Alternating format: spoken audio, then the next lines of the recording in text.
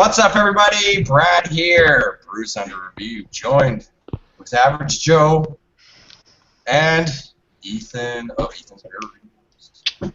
Ethan, do you want to do your intro for yourself? I feel like shortchanged you. What's up, everybody? It's Ethan Flair with the crazy hair. Ethan's Beer Reviews, hashtag the Inebriators live show. I'm here visiting, so yeah, that's about how it's going now. Yeah, now that was much better. All right, tonight, for this non-gay three-way, Dirty Bastard. Nothing's wrong with that, Bradley. Nothing is wrong with that. Not that there's anything wrong with that. 8.5%, 50 IBUs. Mine's from last November, so it's almost got a year on it. Mine's from December. And mine's actually from this fucking year, so... And from May, so mine's about 3 months old. The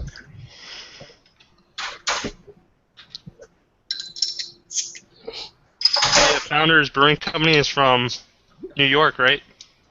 Oh yeah, no, Michigan. Oklahoma, I think. I don't know. Yeah, Michigan. I know where it's from. Come on, Brad the Hitman Hot. Got the Glassberg. I think you should know. Oh yeah.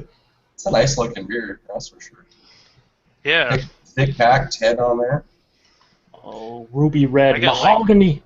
I have almost 3-finger. There's a lot of sediment in this, though, if you look close. At least in mine. Did you pour the entire bottle? No, I left a little bit, but... I poured the whole thing. Going all out. Look at that. Mine's pretty clear, but mine also is not like 10 months old, so there's a little bit of a difference there. Do you want to get into... So we get into the aroma. I keep picking it up. It smells good. Yeah, It smells awesome. Oh, baby, this is a malt bomb. Yeah. See, from a distance, like when I smelled it, it smelled like berries, but now I'm getting more into the smell. It's more like caramels and... I always get that, I would say raisin for like the dark fruit. Raisin and, yeah, your caramel or toffee. Caramel, toffee, butterscotch, burnt It sugar. smells A lot of burnt sticky. sugar. Yeah. It smells real sticky, sugary goodness. A rich maltiness to it. Smells like a melted down caramel bar. That's what it kind of smells like. Like a Carmelo. Yeah, but Caramello. there's not like a chocolate. I'm not picking up really any chocolate or anything of that. It's mostly dark fruits and burnt sugar. Uh-huh. Our beers have been sitting out for a while, so you don't really pick up any of the alcohol or anything like that, even though it is 8.5. But No, there's no alcohol. It's definitely that brown sugar, toffee sweetness on. it kind of reminds me of like, I know this is weird saying this, but it kind of reminds me of like a barley wine in a way, kind of like with the aroma. For sure. Like just a straight malt barley wine, you know, like with that. If it had that strong alcohol backbone, that's what it kind of reminded me of a little bit, but...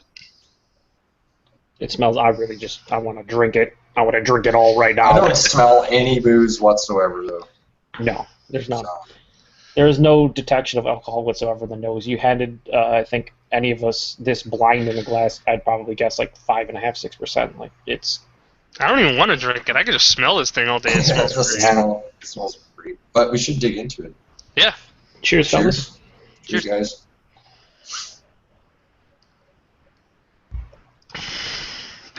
Mm. Wow. Damn, son! That is just so Yeah, good. and it's nice because it's got like that full-bodied mouthfeel almost, but then it just like follows through the whole way. It doesn't like lighten up at all when you're drinking it. It's just very nice. Mm-hmm. It's so smooth, like the easy drinking. I wouldn't say the mouthfeel was like super full, but easy Not like to medium drink. full. I'd say like medium full, but I've been saying this a lot during our duo reviews lately, Brad, but like it's very creamy and just it's creamy, smooth, and it's almost like, I don't know, it's a dessert. To me, it's a dessert beer. I mean, it is definitely quite sweet. Lots of those caramel, toffee, even a touch of butterscotch, burnt sugar, like brown sugar. It's got that, almost like a semi-sweet like those little semi-sweet chocolate chips that you bake with or whatever. They kind of remind me of those with that dark chocolate, semi-sweet chocolate kind of taste to it. I would basically, for me, sum it up as like a raisin dipped in like caramel. That's kind of like what I'm getting. It's a little bit of like a touch of a red berry, maybe. Yeah, maybe. A nondescript red berry. Well, I mean, it has enough layers of complexity and flavor that to say I get a little of this. Maybe even like a touch of a coffee in there. But yeah, like I get like a little bit of coffee, maybe a sled, like a tad bit of that little woody kind of like ester type taste going on in my mouth. But what I really like about this is that it's got a really light amount of carbonation in this beer. Yeah, it does. And that's what I like about it. It's not too fizzy and it's not too flat. I think that's what's helping the mouthfeel off to be more creamy and smooth. It's not kind of, on the palate. It's not effervescent. It's just really light. It helps out. I'm not getting any of the coffee or much of the. I mean, you mentioned like the bittersweet chocolate. I'm getting more like I'm getting a nice toasted malt as well. Like I'm not getting roasty characters. I'm getting more like toasted malt, if anything. Yeah.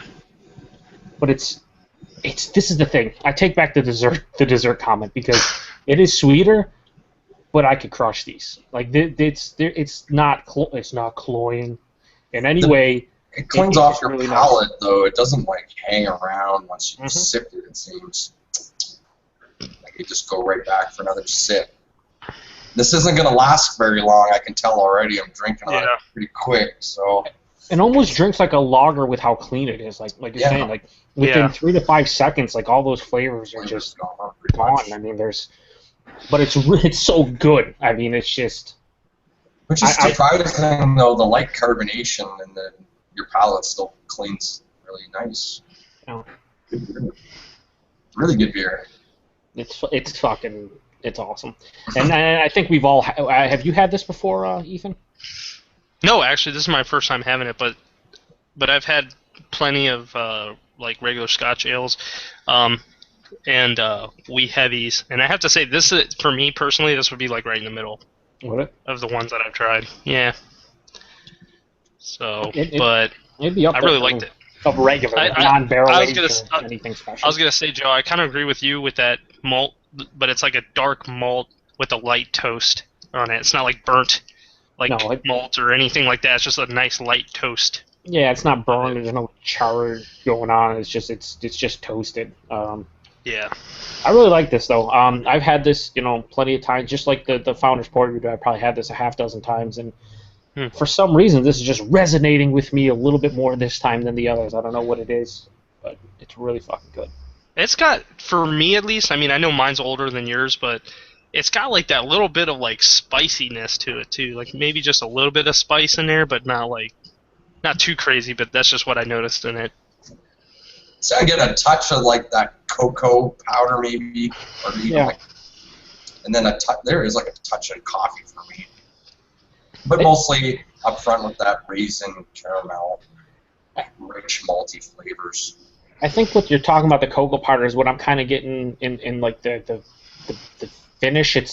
It's not dry. If anything, this finish is kind of like semi-dry, but it's not like a typical dryness. It's almost like a powdery finish, if that makes any sense. It's I don't know. It's fucking awesome. There's a lot of awesome flavors in here. It's very complex.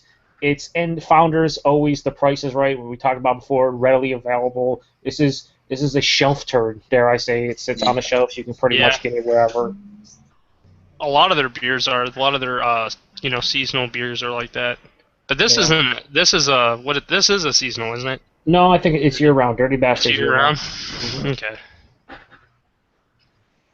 And the fact that they put 50 IBUs and what the alcohol is and what the bottling on date is. And what kind of style of beer it is. All right there, too, the front of the bottle. You don't have to look for it. Yeah. That's 8.5 and 50 IBUs. I don't know what's happening. Maybe I can't taste it. Founders always seems to have a very solid product. I'd agree with that. I think most people would. It's a good campfire beer. Good kind of beer to have around the campfire with friends. In a couple months, it'll be great to be drinking. If you had in some of the cooler months, the fall, like this could be like drink 3 or 4 bottles in an evening. You'd be all fucked up, but it'd be a good time. Yeah. Final thoughts, ratings. Me, I'm gonna give it a 90. I think it's great. It's a solid beer to me.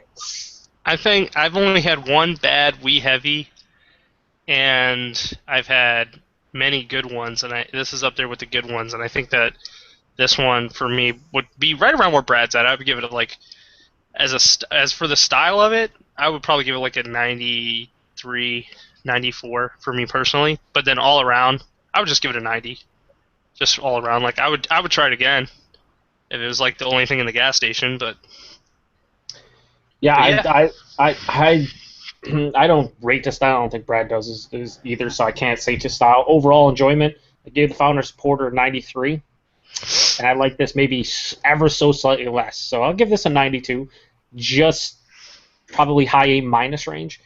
It's a beer that I forget. Every time I have it, I forget how good it is. It's kind of one of those things, like you're always surprised. Like if I have this every 4 to 6 months, every time I drink it, I'm like, yep, I should buy a 6-pack of that. I never do. I end up buying single bottles 4 to 6 months later.